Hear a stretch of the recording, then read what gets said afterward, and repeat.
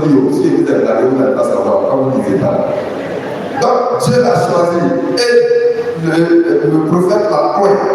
Mais malgré ça, David a dit quoi? Il ne touchera pas la vie de qui? Saül. Et pourquoi? Pourquoi? Parce que lui aussi est point. Et il a été point même avant lui. Tu es baptisé, je suis baptisé. Non, mais d'autres qui sont baptisés avant toi.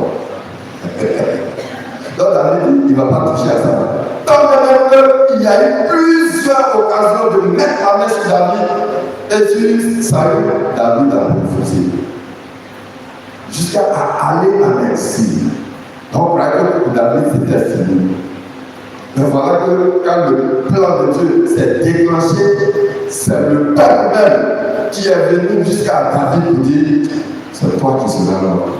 Donc, David venait là de recevoir, c'est vrai, il a reçu l'onction de Dieu depuis, mais il venait de recevoir ce qu'on appelle la légitimité, c'est-à-dire le peuple qui accepte maintenant que David règne sur lui.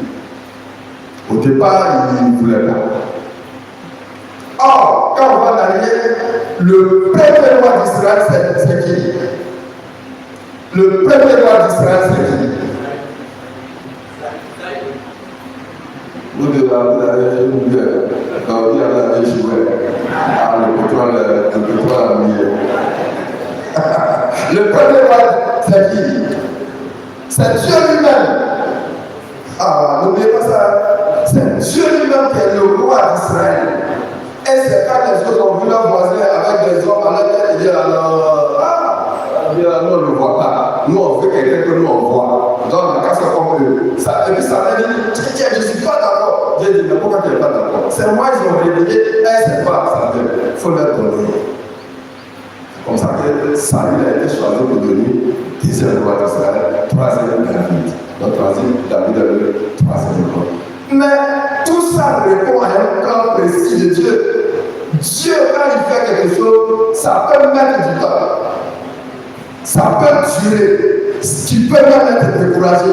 Mais quand le moment arrive, ça s'accomplit toujours.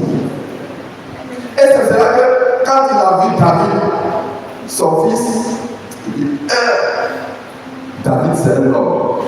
Mais quand je le regarde, non, vraiment, il a réjoui mon cœur. Tu vois ça? À peine dans sa vie, il a déclaré David comme un grand roi. Et il a fait une promesse à David, il dit quoi? C'est de ta descendance que je vais trouver quelqu'un qui sera un roi.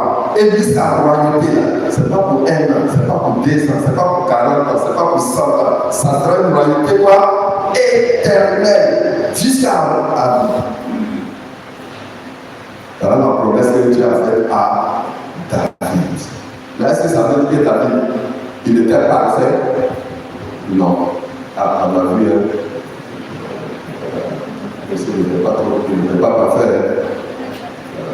Donc Dieu ne choisit pas des hommes parfaits, mais il choisit des hommes imparfaits pour les rendre. Ça aussi, c'est une vérité de Dieu. C'est pas vraiment ce qui beaucoup. Comment elle est? Et puis c'est elle qui est notre chef ici.